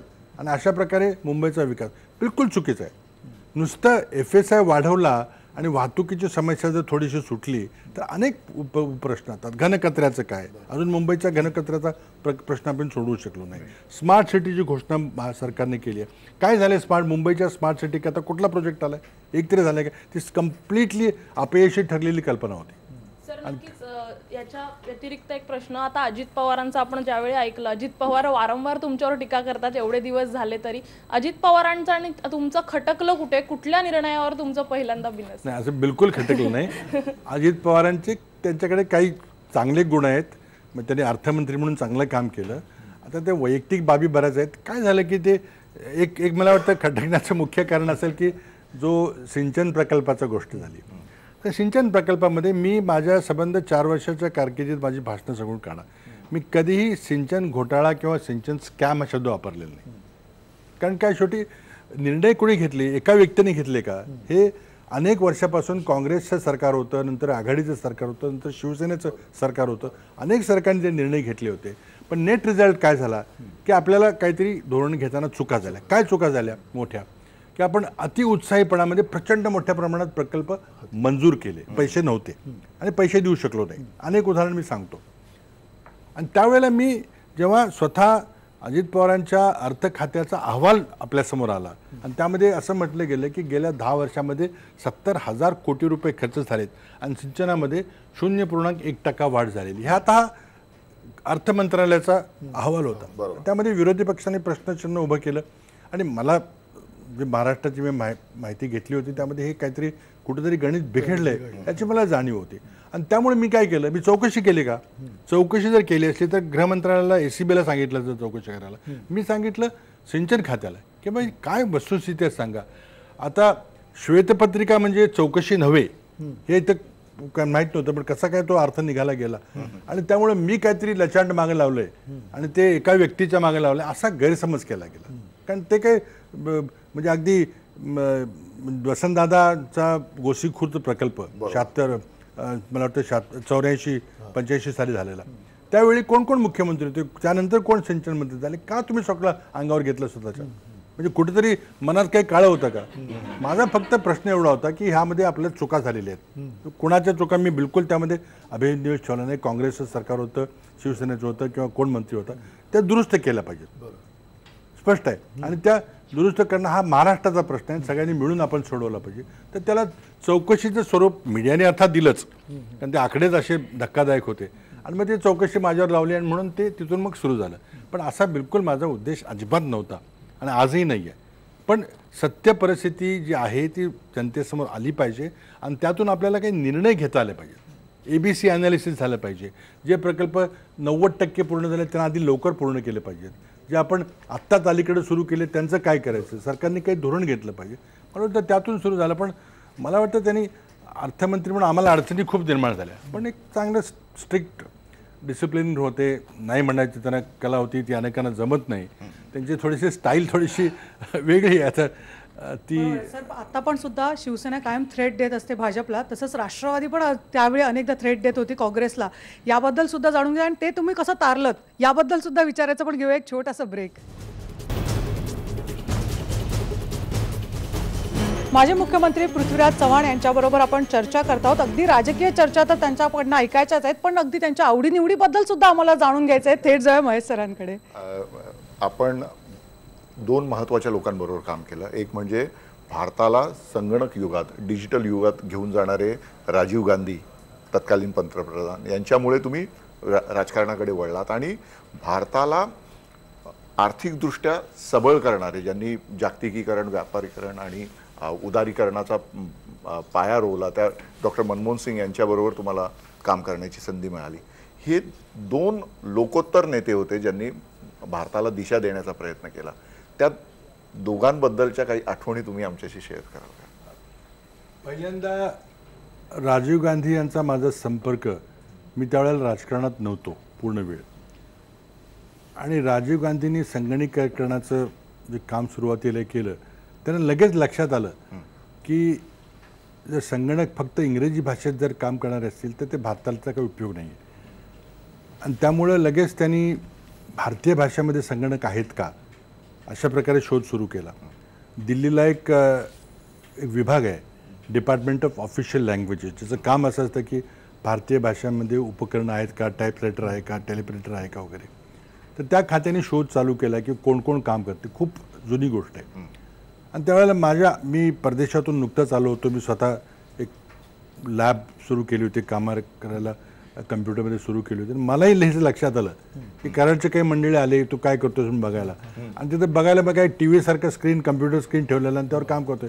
कुठं ठोकाठोकी नाही, आवाज नाही, हे काय चाललंय आणि कोणालाच काय कळलं नाही. मग इमिजिएटली हिट मी तीच कल्पना किंवा जोपर्यंत हे मराठीत आणि भारतीय भाषेमध्ये येणार नाही तोपर्यंत हे सगळे, आणि रेव्होल्युशन होते हे आम्ही अमेरिकेत असताना पाहिलं होतं. मी कॅलिफोर्नियामध्ये होतो आणि त्यामुळे ही प्रचंड मोठी क्रांती होणार आहे अगदी स्पष्ट दिसत होतं. आणि म्हणून मी स्वतः भारतीय भाषेमध्ये संगणक कसे येतील याबद्दल काम सुरू केलं आणि त्यातून आम्हाला काही यश आलं. आणि जेव्हा राजीव गांधी पंतप्रधान असताना त्यांनी जेव्हा शोध घ्यायला सुरुवात केली की भारतीय भाषेमध्ये काही उपलब्ध आहे का संगणक वगैरे, आणि त्यावेळेला एक संगणक तयार करणारे असे लोक अशा प्रकारे आमची ओळख झाली. त्यावेळेला नुकत्याच इंदिराजींची हत्या झाली होती, राजीव गांधी पंतप्रधान झाले होते, खूप सिक्युरिटी वगैरे होती, नावं वगैरे भेटायचं म्हटलं म्हणजे नाव होते. तर त्यांनी सहज माझ्या नावाकडे पाहिलं, ते माझं नाव पाहिल्यानंतर ते म्हटलं तू मराठी नाहीस का? म्हटलं हो, माझी ओळख नव्हती त्यावेळेला.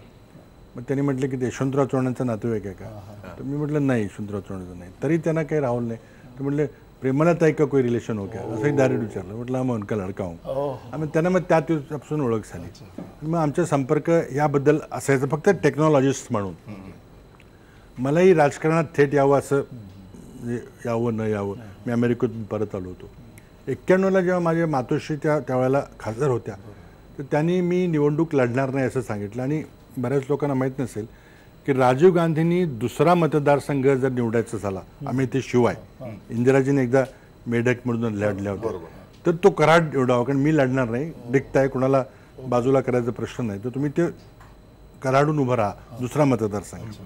आणखीन एक मतदारसंघ महाराष्ट्रातून दिला गेला होता, तो म्हणजे बारामती. अच्छा.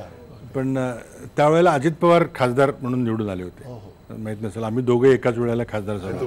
तुमची जोडी तेव्हापासूनची जोडी होऊ शकली नाही, कारण ते लगेच राजीनामा देऊन बाहेर गेले, त्यामुळे फार काही जोडी जमली नव्हती. दिल्लीत रमले, दिल्ली आता ते रमले की नाही माहिती. पण त्यांनी शेवटपर्यंत कराड मतदारसंघ रिक्त ठेवला होता. आणि त्यामुळे असा समज दिल्लीला झाला की बहुतेक हा काँग्रेस प्रेसिडेंट करता शिल्लक आहे, CP. जिथं पुढं लिहिलं होतं यादीमध्ये CP टू डिसाईड. आता CP डिसाईड म्हणजे स्वतः करताच करणार असं एक वातावरण होतं. पण त्यांनी कसा विचार केला माहिती नाही, अगदी शेवटच्या दिवशी त्यांनी ठरवलं की नाही यू कॉन्टेस्ट म्हणून. अगदी एकदम मी आलो. दुर्दैवाने मी त्यांच्यावर कामच नाही केलं, म्हणजे राजकीय काम नाही केलं, कारण मी लोकसभेला उभं राहिलो, त्यांच्याशी बोललो, भेटलो आणि प्रचाराला मी येईन असं म्हटले ते, पण ते काही घडलंच नाही पुढं. त्यामुळे तसं माझं राजकीय त्यांच्याशी अजिबातच काही होऊ शकलं नाही, तेवढ्यातच ते निघून गेले. पण जेव्हा 2004ची निवडणूक झाली आणि मंत्रिमंडळ स्थापना चालली होती, तेव्हा अचानक मला सोनियाजींचा डायरेक्ट फोन आला की पृथ्वीराज तुला आम्ही राज्यमंत्री म्हणून घेतोय आणि तुला पंतप्रधानांच्या बरोबर काम करायचं आहे, अशा प्रकारे. तर मला म्हणजे मंत्री होतोय हे ठीक होतं, म्हणजे ते माझी जेवढी सिनियरिटी होती, पण पंतप्रधानांच्या बरोबर काम करायचं म्हणजे काय करायचं, I was little taken a back. नंतर कळलं की राज्यमंत्री, पंतप्रधान कार्यालय वगैरे खूप अनुभव. आता बऱ्याचशा गोष्टी सांगता येणार नाहीत किंवा लिहिता येणार नाहीत, कारण छोटी काही थोड्याशा मर्यादा तिथं आहेत. पण म्हणजे माझ्या दृष्टीनं माझ्या जडणघडणीमध्ये तो अत्यंत महत्त्वाचा कालखंड होता, एवढं मी सांगू शकेन. सर थोडासा वेगळा प्रश्न विचारायचा आहे आदर्शच्या बाबतीत. CM म्हणजे कर्तव्यनिष्ठ, कठोर भूमिका घेणारे, एक बार जो मैंने कमिटमेंट कर दी तो खुद की भी नहीं सुनता, असं स्वतःचं वलय निर्माण केलेलं तुम्ही. अगदी गल्लीतला टॅक्सी ड्रायव्हरसुद्धा जेव्हा काँग्रेसचे घोटाळे बाहेर निघत होते सगळे, तेव्हा ये सब चोर है लेकिन अपना CM बहुत अच्छा है, ये कुछ करके दिखाएगा, अशी वाक्य प्रत्येकाच्या तोंडून निघत होती. पण आदर्श घोटाळ्याच्या बाबतीत ती कठोर भूमिका तुम्ही घेताना दिसला नाही, थोडीशी मवाळ भूमिका झाली. मग तिथे तुम्ही लोकांचा विश्वास गमावलात असं तुम्हाला वाटत नाही आहे का? मला वाटतं की सुरुवातीला त्यामध्ये तिथं मुख्यमंत्री बदलामध्ये माझा काहीच संबंध नव्हता. म्हणजे मी माझ्याकडे जवळ इतकी खाती होती त्यावेळेला की पूर्वीचं पंतप्रधान कार्यालयाचं खातं सोडून नंतर अनेक खाती माझ्याकडे येत गेली जवळजवळ 6 वर्षामध्ये. विज्ञान तंत्रज्ञान खात्याचा स्वतंत्र प्रभाग माझ्याकडे 2009 नंतर होता. आणि दुसऱ्या बाजूला सोनियाजींनी मला सरचिटणीस म्हणून नेमल्यानंतर जवळजवळ 9 राज्यांचा मी प्रभारी होतो. म्हणजे पक्षाचं काम, सरकारचं काम खूप व्यस्त होतं. त्यामुळे मला जावं लागेल असं माझ्या स्वप्नातही वाटलं होतं. मी आपला आरामात झोपलो होतो आणि रात्री 3ला फोन आला आणि 10 जनपदचा फोन आहे म्हटल्यानंतर फोन घ्यायची सुद्धा गरज नव्हती. मला लक्षात आलं की निर्णय झालेला आहे. सोनियाजींनी सांगितलं की तुला उद्याच जाऊन शपथ घ्यायची आहे. त्यामुळं मी आदर्शाच्या प्रकरणामुळं आलो, ही गोष्ट खरी आहे.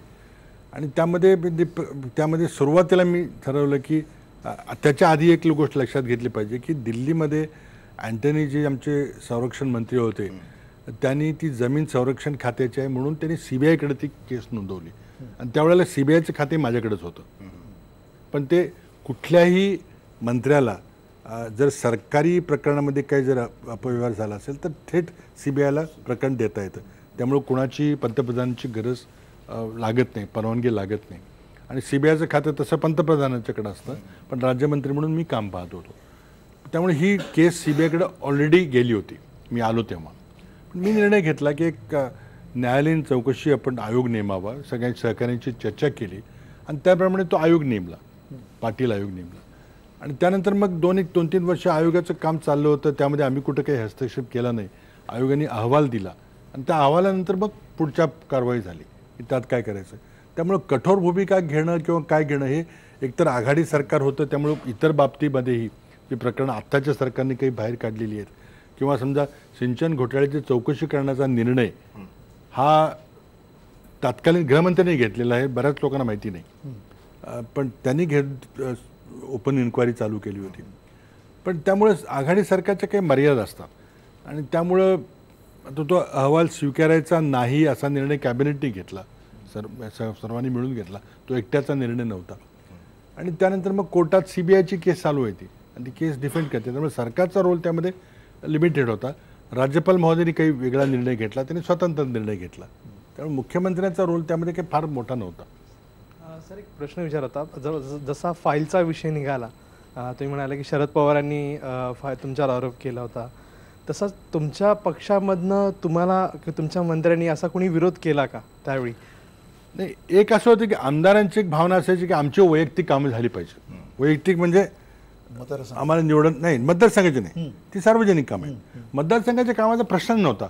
मला वाटतं मी सर्व आमदारांची, विशेषतः आघाडीच्या आमदारांची जास्त करून जेवढी कामं सार्वजनिक विकासाकरता जेवढा निधी दिला त्यावेळेला मला वाटतं आत्तापर्यंतच्या कुठल्याही मुख्यमंत्र्याने कधीही दिला नव्हता आणि या मुख्यमंत्र्यांनी इतका कधी दिलेला नाही. मी अगदी जाहीरपणे सांगतोय मी. त्यामुळं सार्वजनिक कामं मतदारसंघातली कुठल्याही आमदाराला जेवढी मिळाली, म्हणजे कित्येकाने मला सांगितलं की आमच्या मतदारसंघात काय राहिलंच नाही, सगळं आम्ही करून टाकलेलं आहे. तो नाही, वैयक्तिक कामं म्हणजे कोणाची तरी काहीतरी फाईल आणलेली वगैरे, त्यामध्ये काय होतं, त्यामध्ये मदत करायचा प्रयत्न केला. जर उशीर लागत असेल, कोणी जर निर्णय घेत नसेल तर तो निर्णय घ्या, अशा प्रकारे मी मदत केली. पण स्वेच्छाधिकार वापरून काही वेगळं करा, कोणाला जमीन अलॉट करा किंवा FSIच्या बद्दलचे निर्णय असतील किंवा आरक्षणाचे निर्णय असतील त्यामध्ये आमच्याबद्दल काहीतरी करा किंवा लँड डेव्हलप ULCचे निर्णय असतील त्यामध्ये तिथं आर्थिक बाब मोठी असायची. काही लोकांची अपेक्षा असायची आता की बाबा आमची ही वैयक्तिक कामं झाली पाहिजेत, आम्हाला निवडणुका लढायच्या, त्यामध्ये थोडेसे मतभेद होते. पण बिल्डर लॉबी तुमच्या पूर्ण त्यामुळे विरोधात गेली. आणि बिल्डर लॉबी माझं काय ते मला स्पष्ट माझं म्हणणं की आज बिल्डर ही संकल्पना जी आहे, डेव्हलपर ही संकल्पना आहे, ही एक मुंबईच्या विकासामध्ये किंवा महाराष्ट्राच्या वाढत्या नागरिकांच्या विकासामध्ये एक महत्त्वाचा घटक आहे. त्याला तुम्ही नजरेआड करून चालणार नाही किंवा you cannot wish it away की बिल्डर वाईटच आहे तसं नाही. पण त्या बिल्डरनी नियमाच्या अंतर्गत राहून काम केलं पाहिजे असा माझा एवढाच आग्रह होता. आणि नियम जर चुकीचे असतील तर ते नियम बदलले पाहिजेत. आता प्रत्येक नियम मी बदलायला गेलो. आता उदाहरणार्थ इथे एक पार्किंग पॉलिसीचं एक धोरण होतं आणि त्यामध्ये मला स्पष्टपणे दिसलं की 22 मजल्याचं आणि 20 मजल्याचं तुम्ही मल्टी स्टोरी पार्किंग करताय आणि नॉन मेकॅनिकल म्हणजे गाडी अशी वर फिरवत न्यायची वर आणि मग पुन्हा खाली आणायची, इतकं वेडेपणाचं आहे. फक्त अधिक FSI मिळावा म्हणून अशा प्रकारची धोरणं आखली गेली. तर अशा प्रकारच्या मंजुऱ्या त्यावेळच्या तत्कालीन शासकांनी दिलेल्या आहेत, हे बदललं पाहिजे. म्हणून मी तो निर्णय बदलला. त्याला 3 वर्ष लागली. पहिल्यांदा सुप्रीम कोर्टात चॅलेंज केलं, पुन्हा हायकोर्टात गेलं, पुन्हा सुप्रीम कोर्टात गेलं, आम्ही सगळ्या केसेस जिंकलो. पण एकदा तो निर्णय झाला आणि कायदा फायनल झाला की मी लगेच ताबडतोब मी क्लिअर केलं सगळं. कारण त्या कायद्याअंतर्गत कुणी आलं तरी मला मान्य करायला काय अडचण नव्हती. तर त्यामुळं काय झालं की माझा फक्त आग्रह एवढाच होता की रूल बेस्ड गव्हर्नन्स पाहिजे. म्हणजे कायदा तुम्ही बोडू नका, वाकवू नका.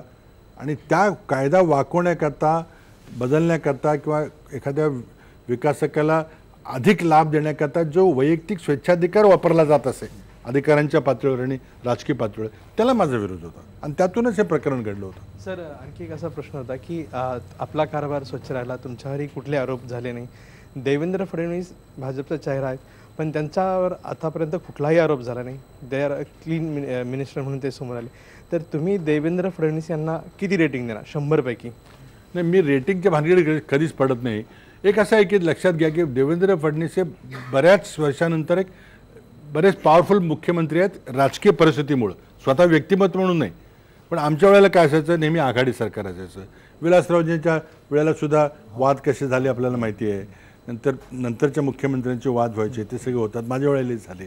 इथं आता त्यांना कोणाचीच भीती नाही. थोडीशी होती खडसे साहेबांची, त्यांना बरोबर त्यांनी खडसे साहेबांना बाजूला करून टाकलं. त्यांचीच फक्त चौकशी चालू, इतर कुठल्याही मंत्र्यांची चौकशी चालू नाही. त्यामुळे आता त्यांना काहीच विरोध राहिलेला नाही आणि तशा दृष्टीने ते एक पॉवरफुल मुख्यमंत्री आहेत. त्यांना महाराष्ट्राकरता जे काही कथा आलं असतं, ह्याच्यात खूप काही कथा आलं असतं. कुणाला विचारायची गरज नाही, स्वतःच करायचं. आमच्या वेळेला प्रत्येक निर्णय घेताना इकडं तिकडं बघायचं, मग कॅबिनेटमध्ये कोण म्हणत का नाही, बऱ्याचशा गोष्टी होत्या. परंतु त्या अपेक्षेमुळं माझी निराशा झालेली आहे.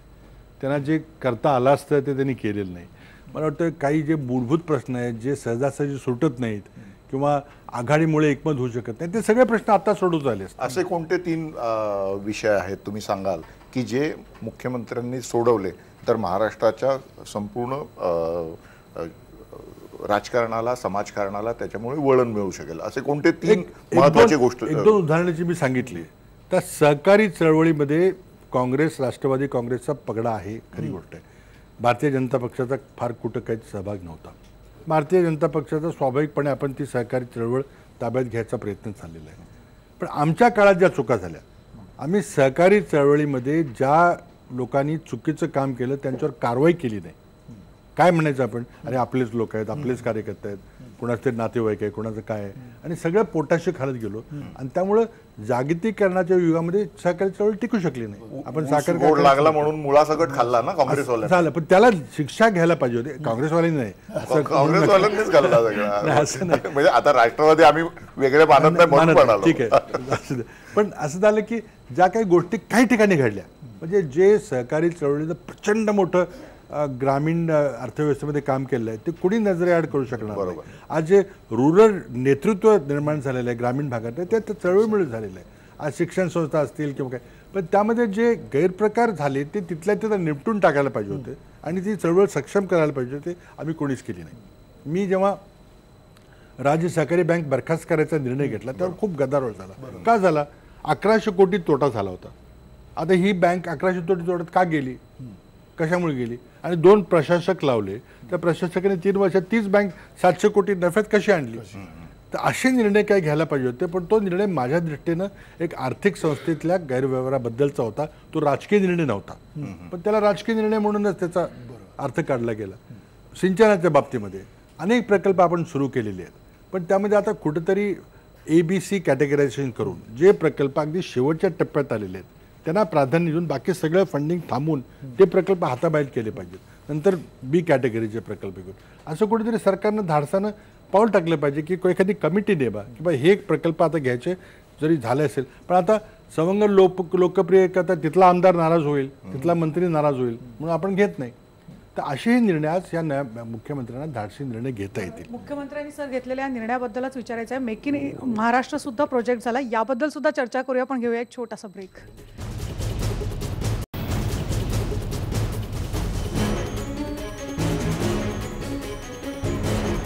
माजी मुख्यमंत्री पृथ्वीराज चव्हाण यांच्यावर आपण अशी चर्चा सुरू ठेवत आहोत. महेश म्हात्रे सरांना एक प्रश्न विचारायचा सर. आपण मगाशी बोलताना एक उल्लेख केला की महाराष्ट्राचं लोकसंख्या आणि क्षेत्रफळ या सगळ्या दृष्टीने बघितलं तर जगातल्या पहिल्या 13-14 देशांच्या जवळ आपण जातो आणि अर्थव्यवस्थेच्या आपल्या जो आवाका आहे त्याच्या दृष्टीने बघितलं तर आपण 6व्या-7व्या क्रमांकाच्या जवळपास जातो. इतकं मोठं राज्य आहे हे महाराष्ट्र, खऱ्या अर्थाने महाराष्ट्र आहे. तर या महाराष्ट्राला आत्तापर्यंतचा असा इतिहास होता की देशातल्या अनेक महत्त्वाच्या स्कीम्स आहेत, लोककल्याणकारी योजना आहेत, मोठे मोठे प्रकल्प आहेत, हे महाराष्ट्रात पहिल्यांदा सुरू व्हायचे आणि मग देशभर त्याची प्रतिकृती वेगळ्या पद्धतीने जायची. आता या सरकारने, देवेंद्र फडणवीस सरकारने मेक इन महाराष्ट्राचा नारा देऊन पुन्हा एकदा महाराष्ट्राचं अर्थकारण प्रबळ करण्याचा प्रयत्न सुरू केलेला आहे. आपण त्याकडे कसं बघता? पण मेक इन महाराष्ट्र ही कल्पना किंवा मेक इन इंडिया ही कल्पना स्वागतार्ह आहे, त्यामध्ये काहीच वाईट नाही आहे. बहुतेक मोदी सरकारच्या सगळ्या घोषणा आहेत त्या स्वागतार्हच आहेत, पण त्या फक्त घोषणा आहेत. मला वाटतं की मेक इन इंडियाची जाहिरातबाजी जी महाराष्ट्रात झाली आणि त्याचं जे कार्यान्वयन आत्तापर्यंत झालेलं आहे ते इतकं बोगस कार्यक्रम मला दुसरा मी कुठला बघितलेला नाही. अगदी टोटल फसवणूक झालेली आहे. काय जाहिरात दिली की 8 लाख कोटी रुपयाची गुंतवणूक होईल. गेल्या याच जवळजवळ वर्षभर झालं त्या कार्यक्रमाला केलं. किती गुंतवणूक झालेली आहे? 30 लाख नवीन रोजगार होतील म्हणून मुख्यमंत्र्यांनी जाहिरात दिली. आपल्याला सर्वात आठवत असेल किती नोकऱ्या तयार झाल्यात नवीन. बाहेर कशाला जातं? मिहान प्रोजेक्ट घ्या. माझ्या कारकिर्दीमध्ये मिहानमध्ये मी 2 प्रकल्प आणले होते. एक टाटा कन्सल्टन्सीचा जी जगातली एक मोठी सॉफ्टवेअर कंपनी आहे आणि इन्फोसिसचा. मुख्यमंत्र्यांनी किती कंपनी आणल्यात? आमच्या वेळेला एक विमान रिपेअर करण्याचा कारखाना वगैरे झाला होता. तुम्ही काय केलं? तुम्ही नागपूरचे मुख्यमंत्री आहात, काही झालेलं नाही. मला वाटतं मेक इन इंडिया कार्यक्रमामध्ये घोषणाबाजी झाली. फॉक्सकॉनचा प्रकल्प आहे तो 35,000 कोटीचा आहे. तो जिथं ॲपल फोन तयार करणार आहे म्हणून सांगितलं आम्हाला. ॲपल फोनची निर्मिती बँगलोरला सुरू झालेली आहे. फॉक्सकॉनची कुठं, मी RTIमध्ये माहिती विचारली की फॉक्सकॉननी कुठं गुंतवणूक केली आहे, जमीन घेतली का. सरकारने उत्तर दिलं की ही माहिती कमर्शियल गुप्ततेमुळे आम्हाला सांगता येणार नाही. तिथं 60,000 कोटीचा त्यांचा प्रकल्प, काय ती इलेक्ट्रॉनिक डिस्प्ले करायचा प्रकल्प आहे. काय झालं त्याचं प्रकल्पाचं? त्यामुळे मेक इन इंडिया सारख्या अनेक त्यांनी घोषणा केल्या, पण त्यातून काहीच निष्पन्न झालेलं नाही ना. आणि मला वाटतं की मोदींच्याकडे आपण जर वळलो, मोदींनी काय सांगितलं होतं प्रचारामध्ये की आम्ही दरवर्षी 2 कोटी नवीन रोजगार निर्माण करू. 2.5 वर्षामध्ये, 2.5-3 वर्षामध्ये 5 कोटी नवीन रोजगार निर्माण झाले पाहिजेत. आज जर लेबर ब्युरोचे आकडे आपण पाहिले तर 1.5 वर्षामध्ये 2.5 वर्षामध्ये 1.5 लाख रोजगार सुद्धा झालेले नाहीत. आणि आता नोटाबंदीमुळं जे कारखाने बंद पडले त्याची जर बेरीज आपण केली तर मला वाटतं मोदींच्या कारकिर्दीमध्ये एकूण निगेटिव्ह ग्रोथ आहे नोकऱ्यांची. आज युवकांचे इतके मोठे प्रश्न आहेत. असोचॅमचा अहवाल आहे त्याच्यामध्ये 40 लाखाहून अधिक लोकांच्या नोकऱ्या गेल्यात असं म्हटलेलं आहे. आता ते आकडे सांगत नाही. नोटाबंदीच्या वेळ आमचा एक आरोप असा आहे की आता काहीच माहिती सरकार द्यायला तयार नाही. किती पैसे परत आले, काळा पैसा किती होता असं तुमचा अंदाज आहे. आज सगळ्याचा सगळा काळा पैसा हा सफेद झालेला आहे आणि तरी तुम्ही कबूल करायला तयार नाही. आणि आता मीडिया मॅनेज केला, मला सॉरी टू से, पण मीडिया मॅनेज करून कोणी त्याबद्दल निगेटिव्ह काही चित्र दाखवायला तयार म्हणजे काय केलं? नाही. काय निगेटिव्ह काय दाखवत नाहीत. खरी परिस्थिती जी ग्रामीण भागामध्ये जी रांगा तुम्ही दाखवल्या, मीडिया मॅनेज रांगा दाखवल्या, कुठल्या शहरातले दाखवल्या. ग्रामीण भागामध्ये नोकऱ्या किती गेल्या? एक मिनिट, मीडिया मॅनेज करा हे आम्हाला मान्यच नाही. त्याचं कारण तुमचा आरोप मीडिया सॉफ्ट टार्गेट आहे. म्हणजे तुम्ही जेवढं मीडियाला त्या अर्थाने हाणताय तेवढं तुम्ही त्या भाजपला आणलं तर आम्हाला बरं वाटेल, आम्हाला सुद्धा बरं वाटेल. मतभेद असू द्या त्याच्यामध्ये, पण आमचं म्हणणं असं आहे की तुमचा त्यात दोष नाही. त्यामध्ये सरकारने त्यामध्ये नकळत असं प्रेशर आणलेलं आहे की सरकारच्या विरोधामध्ये नोटबंदीच्या बद्दल काही माहिती देऊ नका. आणि हे आणि सगळे चांगलं आता उद्योगपतींचा दुसरा आरोप उद्योगपतींच्यावर. सगळे उद्योगपती काय म्हणतात, नाही बहुत अच्छा आहे, सब हम अच्छा आहे. लाईनमधल्या लोकांचे मी स्वतः उदाहरण घेतलेलं आहे. 8 लोकांना विचारलं, 7 लोक शिवाय येतात, एकालाच फक्त दाखवलं. हे आता कशामुळे झाले?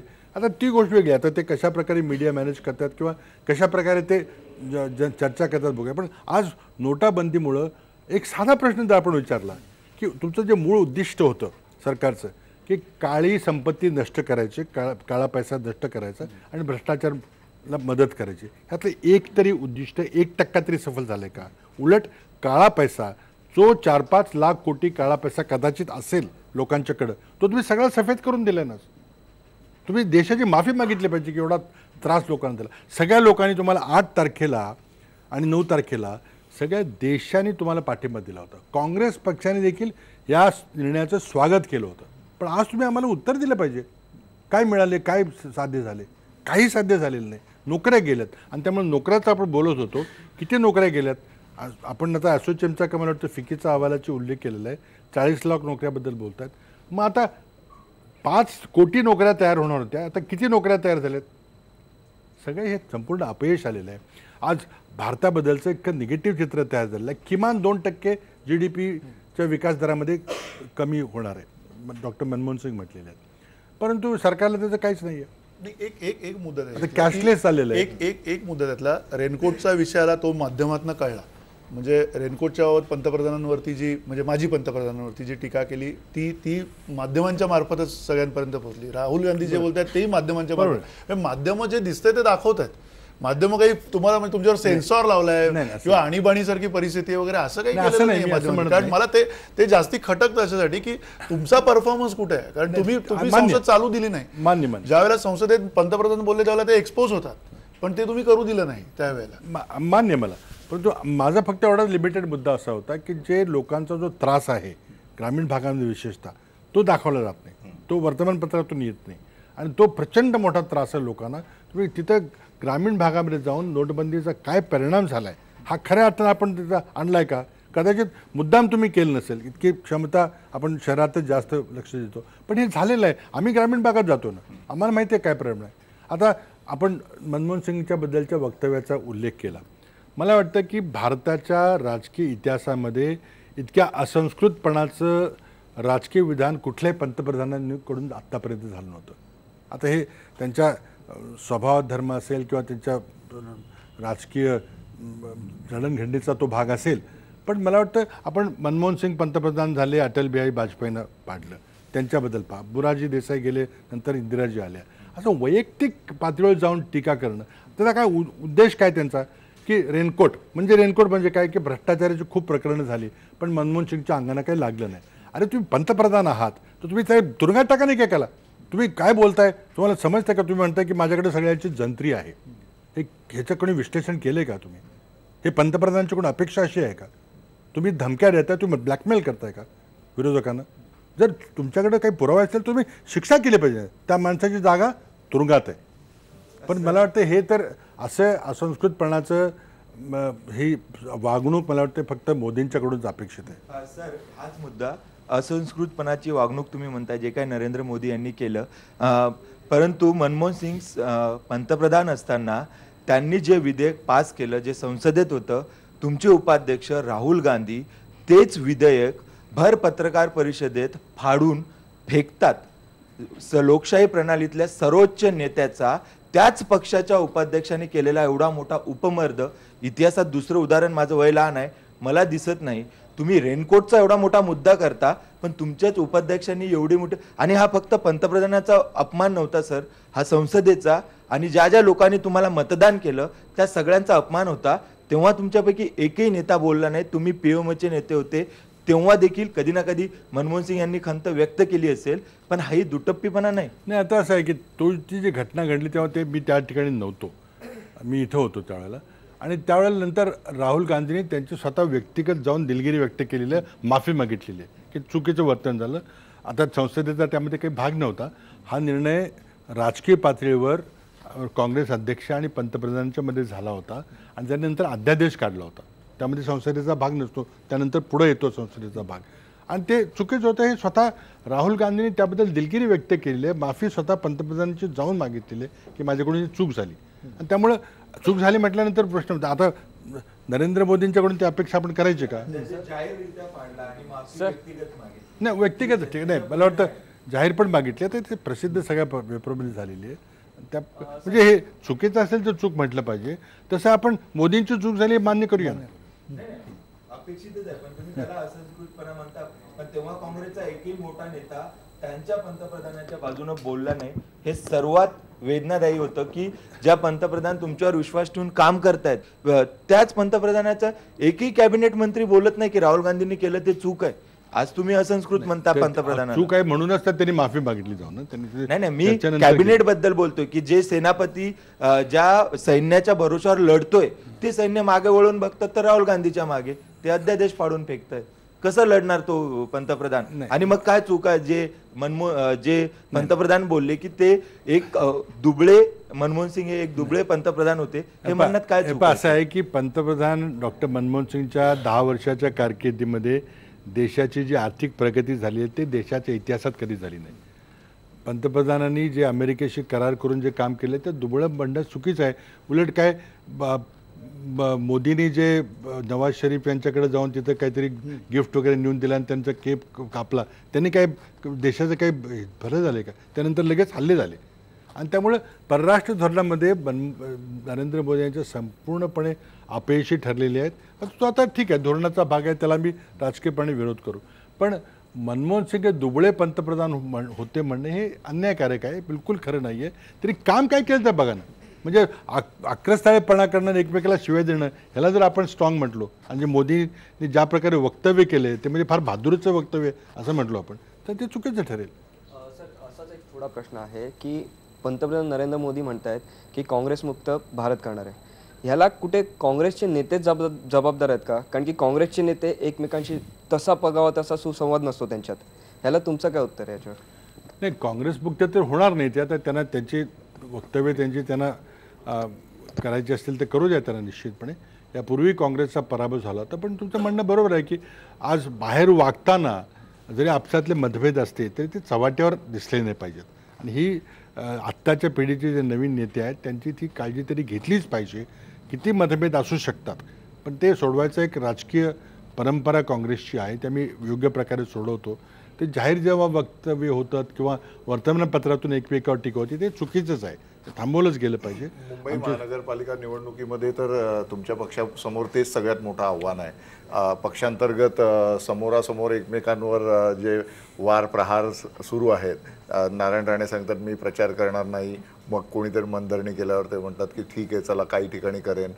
गुरुदास कामत तशीच भूमिका घेतात. कृपाशंकर सिंग तुमच्या जाहीरनाम्याच्या प्रकाशनाच्या वेळेस गैरहजर राहतात. म्हणजे जे जे महत्त्वाचे नेते ज्यांचा मुंबईशी संबंध आहे तेच नेते प्रचारापासून दूर राहिले तर तुम्ही कसं काय भाजपला रोखणार आहात? नाही, असं आहे की हे प्रकार थोडेसे काँग्रेसमध्ये आमची बरीच लोकशाही आहे, आमचा ठोकशाहीचा पक्ष नाही आहे आणि त्यामुळं अध्यक्षांनी निर्णय दिला की सगळ्यांनी गपचूपपणे ऐकायचं. आता त्याची चर्चा आपण ऐकली शिवसेनेच्या बाबतीमध्ये वगैरे, परंतु मला वाटतं हे होतं आणि हे फार जाहीरपणे झालं नाही पाहिजे हे तर मी मगाशी सांगितलं.